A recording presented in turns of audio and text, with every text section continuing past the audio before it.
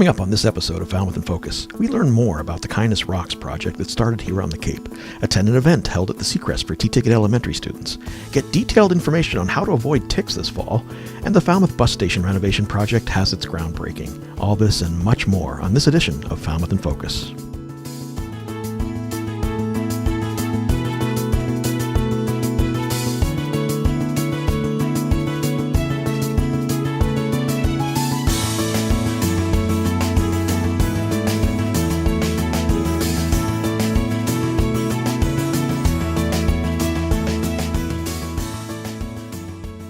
Hello and thank you for watching Falmouth in Focus, FCTV's current affairs program. I'm Liz Lerner, the Membership and Outreach Coordinator for FCTV.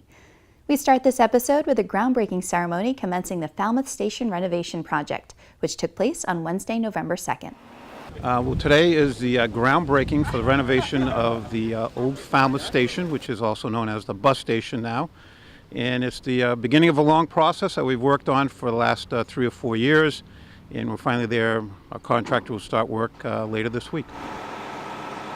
Well, this is an historic building, so most of the work that we'll be doing is putting the building back into its original historical nature that it was when it was originally built. We're replacing windows, we're redoing the roof, we are repointing all the brickwork, we're doing some landscaping, we're going to put the canopy back on the front of the building, some new signage.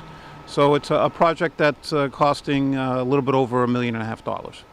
We should be done, depending upon the weather, this winter. We should be done this spring. When visitors come from around the Commonwealth, around the United States, and literally around the world. What this is this is the first step in a series of stages, which we hope will expand the sort of use of this station building.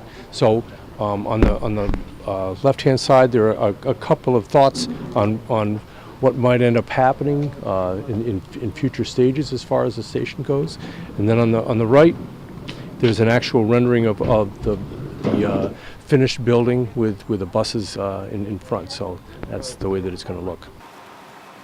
It's very exciting for us at Beacon to be down here. We worked on the library a number of years back and did the addition there, and I think that again, what's exciting is that it's a small building, but I think it's going to have a big impact. Thank you to FCTV staff for bringing us that footage. The Seacrest Beach Hotel recently hosted a Teaticket Pride Day with pool and beach activities to promote unity among the students of Teaticket Elementary School, who were displaced at the beginning of the school year due to asbestos in the school. FCTV's Ryan Weber brings us this piece. We're here celebrating Teaticket Day. We want to thank Clark Gwynn and the full staff of the Seacrest Beach Hotel for hosting our Seacrest Teaticket Day event here. Basically what we're doing is we're very proud of the kids, the parents, and the staff of Teaticket Elementary School and how they're working their way through the current situation and moving forward. Instead of saying, why me, they all said, we got this, and they're saying, what's next? And we at Seacrest are very proud of that, and we celebrate their resiliency. And so we're just enjoying the day here. The kids are celebrating in the pool, we're having lunch, and we're happy and we're proud of the staff, the students, and the parents. They all are what make up Teaticket Elementary School. I'm on the Teaticket PTO, and we'd like to thank the Seacrest and John specifically for setting up this beautiful day for us. It's a little bit windy, but it's quite warm for October, and as you can see, everybody's having a wonderful time. This has been a lot of fun. It's great to get our community back together where we've been split between 2 buildings at the moment. And I think our teachers and our kids are doing the best they can and really making something great out of a unique situation. Thank you to Ryan for that footage. As of October 31st, the Division of Marine Fisheries lifted the emergency closures of shellfish harvesting in Falmouth. The potentially toxic phytoplankton bloom in the local waters, which could cause amnesic shellfish poisoning, has dissipated. A list of the areas where shellfishing is open to the public in Falmouth can be found on the town's website, falmouthmass.us. Just search Shellfish and Biological Services. The Falmouth Clippers football team kept its undefeated season alive with another win, this time against Norwood on October 28th. FCTV was there to get all the action. Falmouth entered the playoffs last Friday as the number 1 seed in their conference, playing the number 8 seed Norwood. Falmouth got off to a quick start with Michael Lafrange running it in for a short touchdown. Falmouth's defense got into the action as well as Kyle Cardoza picks off quarterback Richie Watson and runs it back for a touchdown. He's going to keep going all the way to the end zone for a Clipper touchdown. Oh, what an amazing interception there by number 55. It looks like okay. Falmouth kept things rolling in the second half, running back a punt 68 yards for a touchdown. He's going down to the 30, he's going down to the 20, the 10, the 5, and a touchdown for Falmouth. Chattering it all. That's just as a result of the cold. Nick Cook driving back to pass, and he's finding an open man, and he's wide open, and he waltzes into the end zone. Gene Vasquez. The Falmouth Clippers won with a final score of 27-0, and they will be playing the 5th-seeded Milton Wildcats in the semifinals on November 4th. And your Falmouth Clippers are victorious in this game and are one step closer to reaching the Super Bowl that will be held at Gillette Stadium at a later date. Thank you to FCTV staff and volunteers for getting all the great footage. It's time now for 3 Things from Town Hall, FCTV's condensed version of the takeaways from recent municipal meetings. Selections are chosen based on community impact. On Monday, October 24th, Public Works Director Ray Jack gave an update to the Selectmen on the progress and financials of the department's 2 major projects. Mr. Jack explained that the Little Pond Sewer Service Area project is on schedule and on budget. Start out with the Little Pond Sewer Service Area. It's actually a little bit quicker. The original construction contract was $20.4 million, currently at $21.6, so it's about 1.2 above the original contract value with change orders. What's important here, it says September is 79% complete. That's based on the value of the money that has been paid out on the project so far. Mr. Jack also reported the progress of the Long Pond Water Filtration Plant project. This major project was reported to be on schedule and on budget as well. Mr. Jack said the plant is scheduled to go online February or March of next year. Long Pond, original contract, $40.9 million. Adjusted value is $40.72, so that means that it's about $200,000 at this point less than the original contract value. For September it was 81% complete. Right about now it's probably about 86, 85. This one is going to start up hopefully in February and March. The Selectmen also discussed the Senior Center site and related town meeting articles associated with the Senior Center, including the funding for bringing preliminary plans to town meeting this November. But at the same time, we need to pay something for preliminary plans, right? Are we already funded for that? We're funded for the preliminary plans that are going to come to November town meeting. Okay. We have those monies, and so we should be able to come to November town meeting with a fairly decent schematic design saying, this is the space we're talking about, this is where we're going to put it, this is kind of what it would look like if we can come back in April town meeting. I mean, so what we'd like to do is get enough money at the November town meeting to get closer to being architect plans, so that then in April we can get the funding for construction, go to the town and get the vote in May, and then proceed right ahead with the project. A potential site location for a new marijuana dispensary at 31 Teaticket Highway was also on the Selectmen's agenda to discuss. Selectmen voiced concerns over such an establishment in town. They expressed interest in more information and to have a better sense of what the opinions of Falmouth residents are. Mr. Patterson? Well, I guess I'm going to ask the question, how long do we have before we actually negotiate this letter that you're proposing that we consider? In other words, can we wait until after November 8th when we know the results of that referendum? I don't really have a sense of that. I'm sure that I don't know the answer to that. I mean, from my perspective, I feel very uncomfortable making a decision for the town about allowing these kind of dispensaries into the town when I don't know the will of the voters. To see the meetings in their entirety, check out FCTV's website and click on the Government Channel 15 link at fctv.org. Let's now take a look at our calendar segment, a brief look at some upcoming local events in the coming weeks. Election Day is coming up on November 8th. Presidential, various local races, and 4 questions will be on the ballot. The polls are open from 7 a.m. until 8 p.m. If you don't know where to vote, you can call the town clerk's office at 508-495-7360. Make sure to watch FCTV Channel 13 for live election coverage that night. Falmouth's Veterans Day ceremony will take place on Friday, November 11th at 11 a.m. at the Falmouth Library lawn. This annual event will feature keynote speaker, Army Specialist Frank K. Duffy Jr. Various local bands and singing groups, as well as scouting organizations, will take part in the ceremony. The 10th annual Upper Cape Alternative Gift Market will take place on Sunday, November 13th from 11 a.m. until 3 p.m. at St. Barnabas Memorial Church on 91 Main Street. This event is sponsored by 7 different congregations in town and allows visitors to choose from 20 local and global charitable organizations. And here at FCTV, we welcome new artists for the month of November. Artwork by Leo Lechtenberg and Doreen Kelly will be on display at the Mazer Gallery at Falmouth Community Television until December 1st. Their show, entitled A Pocket Full of Light, features paintings made with oils, acrylics, and watercolors. The gallery is open for visitors during FCTV's normal hours, which are posted on fctv.org. We're going to take a quick break to learn about an adoptable cat from People for Cats, but when we return, we'll get the story behind the Kindness Rocks project, learn about the high school senior internships, and get information regarding tick safety this fall. Stay with us. Mimi is a very pretty little Torby, white domestic short-hair female. This 3-year-old sports a tabby coat pattern accented by patches of orange and highlighted with white on her chest, paws, and boots. She also has very expressive, big, pale green eyes. Mimi is friendly, outgoing, affectionate, loves to lap sit, and readily purrs up a storm. She is an absolute sweetheart and is guaranteed to steal your heart. Mimi is still quite slender, as she's just finished raising 3 little boys. She has now been spayed and is looking for her forever home. Why not come in and meet this little sweetheart? Visit peopleforcats.org for more information.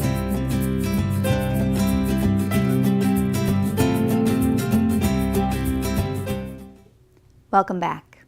You may have seen them around Falmouth and the Cape, painted rocks with inspiring messages. We were lucky to speak with the Kindness Rocks project creator at a recent event at JML Care Center. So the Kindness Rocks project is a grassroots kindness movement that I started as a hobby, and it's now turned into this amazing kindness international project in 7 countries and all across the United States. Including here at Nobscalite Woods Hole. Megan started the project about a year and a half ago, shortly after she returned home from a service trip to India. I was walking on the beach, and I used to look for messages and signs, like many people do as they're walking the beach, where inspiration finds people. And so I personally would look for heart-shaped rocks or pieces of sea glass. And so when I returned from that trip, where the kids found inspiration in little things, I thought, I put those 2 ideas together, and I grabbed a Sharpie and walked the next morning and started leaving just kind words on stones for other people to find, to provide them with inspiration. The project has impacted hundreds, if not thousands of people, including a cancer patient who found one rock outside of Whole Foods. She talked about how finding that rock was like, it was her message to be brave for this next chapter of her life. So to move on from, her treatments and the cancer to then, start her life over. She was brave, she made it through, and now, all that she could accomplish after that. So that was like amazing to me. If I didn't know about the project and I was walking and I came across a rock randomly, at first it would be like, oh, what's this? And then I'd read the message on the rock, and then I'd start to think about what that message meant for me, and I'd relate it to my life. But then I would get really curious, and I'd be like, I wonder who dropped this rock. Then the magic happens from that. That's where, at that point, that's where the kindness part kind of jumps in, and then someone feels cared about. Someone is like the recipient of an act of kindness, and that's the power in the project. It has now spread because it started here in Cape Cod, and people come from around the world to vacation here because it's so beautiful, and why not? They then took pictures of these rocks that they found, or they take a rock and they bring it back to their country or their state, and they would then create either a similar project, an extension of this project, or they would just, as a hobby, drop a few rocks. One of the rocks that is my favorite message is, your legacy is every life that you touch. And that was like, that message like just hit me, and I'm like, that's it. That's what it's all about, right? It's like, you know, at the end of my life, what do I want people to, you know, think of me? Did I make a difference? Was I kind? Was I caring? You know, touching another human, because that's what it's all about. If you're interested in painting rocks of your own, Megan recommends preparing the rocks with non-toxic sprayer paint, writing on them with an oil-based Sharpie pen, and using a coat of clear sealant to help protect them from the elements. Senior internships at Falmouth High School offer students a variety of opportunities in career fields local to our area. FCTV's Ryan Weber brings us this next piece. Our senior internship program is available to all seniors in Falmouth High School.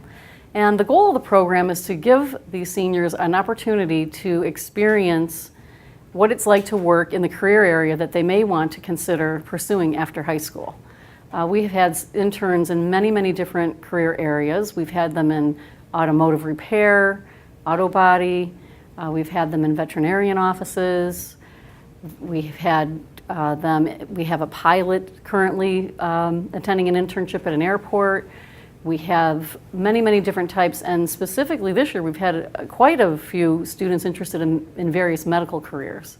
The students who participate in the senior internship program earn course credits for doing so, and it also affords them the opportunity to include the internship on their college applications and on their resumes. In fact, several of the students have been offered jobs as a result of their internships. And in some cases, they've also been awarded scholarship money from the organization. So it's a wonderful program for the students. They get to go out into the workplace and work with our business community, who has been very welcoming and offering many, many different opportunities for Falmouth High students. I chose to do the internship because I've known for a while now that I want to be a CRNA when I grow up. And it's a lot of years of school, it's about 7 years of school, so I wanted to make sure that that was the environment that I wanted to spend the rest of my life working in before I went through all of the work and the education and the money to get there, and then I got there and I realized that that wasn't what I wanted to do. So I learned about radiation treatment and how they have like unique lead kind of leaves for every person, because every person's cancer is unique.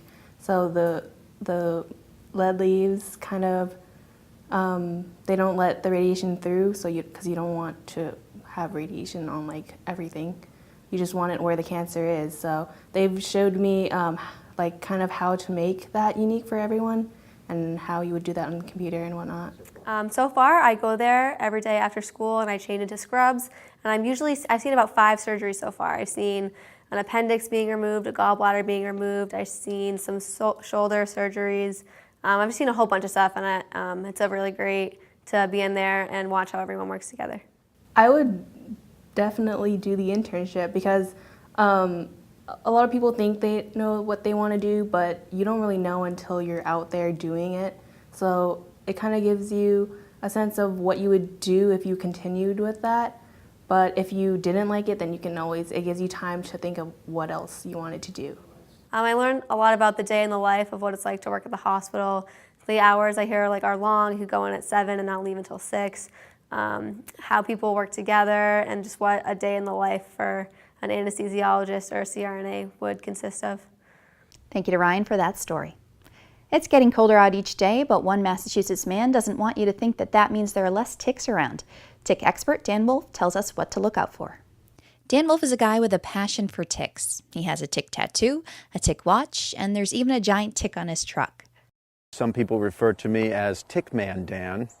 I, for some reason, have a fascination with ticks, and I've spent the last several years really trying to raise awareness for preventing tick bites. Ticks should not be off anybody's mind, actually, at any point during the year, even during the coldest of temperatures. We've had a little bit of a lull in tick activity over the summer due to the warmth and the lack of rain. But typically during the year, the months of July and August are really the slowest months for tick activity anyway.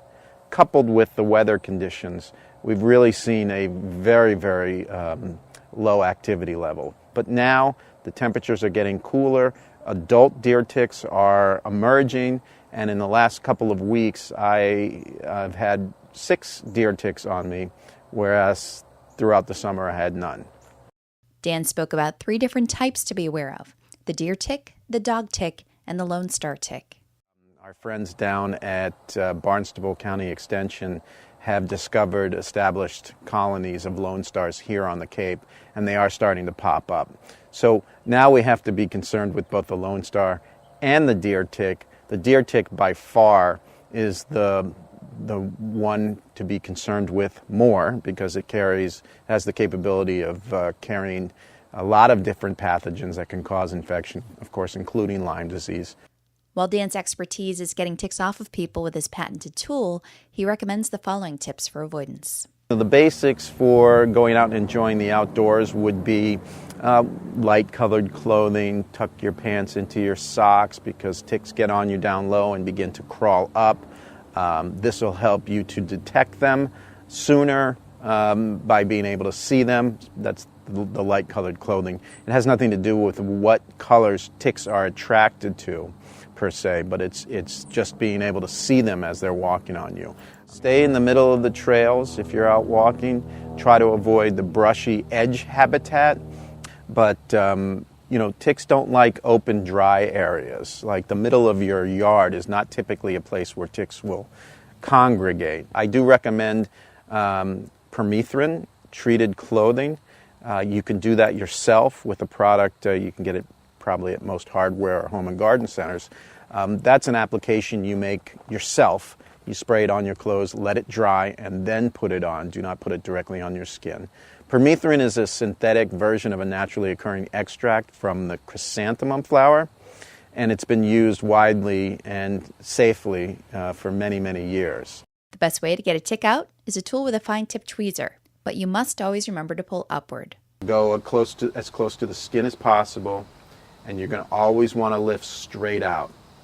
Never twist that tick because what you're going to do is you're simply going to break off that mouth part. Never use a product or gadgets that will go over the tick and pull it sideways. Don't wiggle it. Don't put anything on this tick because of the physical structure of this mouth part. This tick cannot go, oh my God, I'm being burned, or I'm being suffocated, or I'm being poisoned. I'm out of here.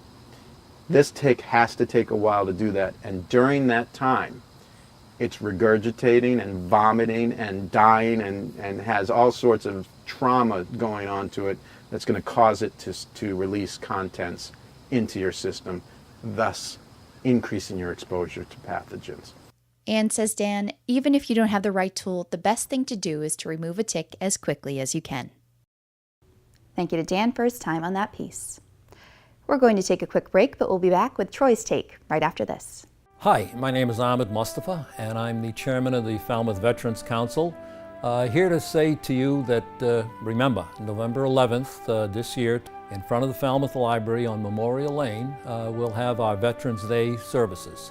As I've said in the past, Veterans Day is a day of celebration. Memorial Day is a day of remembrance to recognize those that are no longer with us. Hopefully we'll see you all there, and like I say, it's November 11th, and it'll be in front of the Falmouth Library on Memorial Lane, and we start at 11 a.m. So it's 11-11-11. And come on down and be with us and enjoy the celebration. Welcome back. This episode, Troy visits new housing units in downtown Falmouth that hope to make living in Falmouth more accessible to a variety of demographics. Thanks, Liz. I'm here at 1 Chancery Lane here in downtown Falmouth in Town Hall Square, what many folks here in town would know as the Odd Fellows Hall, this beautiful, historic Greek Revival building in the heart of our downtown. And the Falmouth Housing Trust has taken this old, some would say decrepit building, and breathed new life into it to allow young working professionals in this community not to only have a place to live, but to have a place to call home, to have a place where they can have a stake in our community.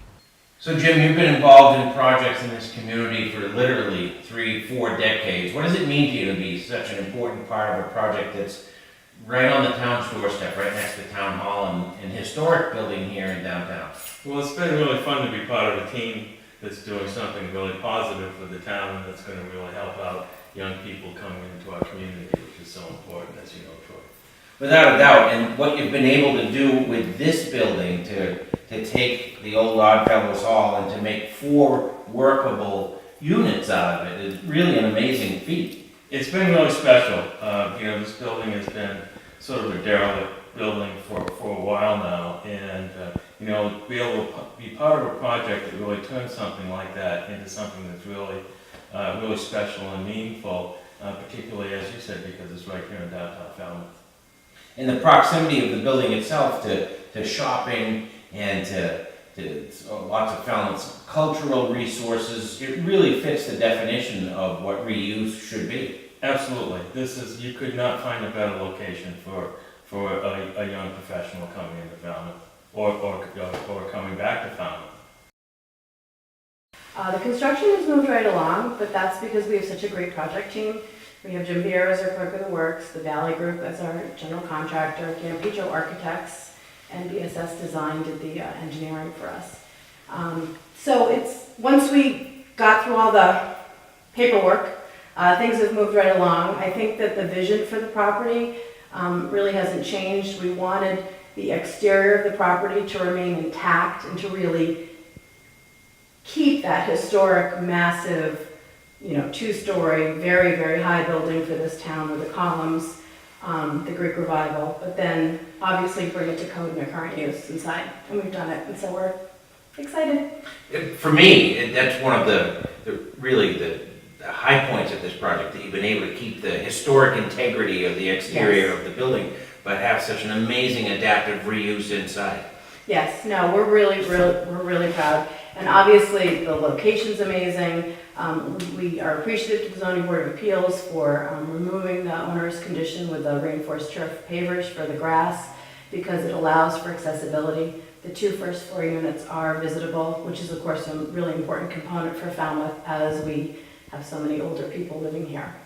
So the clerk of the works of this project, Jim Vieira, who's been involved in issues here in Falmouth for decades, said to me during our tour that this project will allow for young people, young professionals, to get a foot in the door. And that's what it's all about.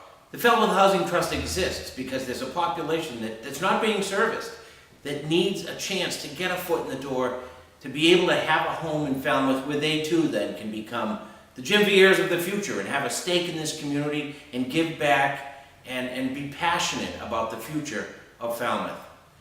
That's why this project is so important. That's why the work of the Falmouth Housing Trust is so important.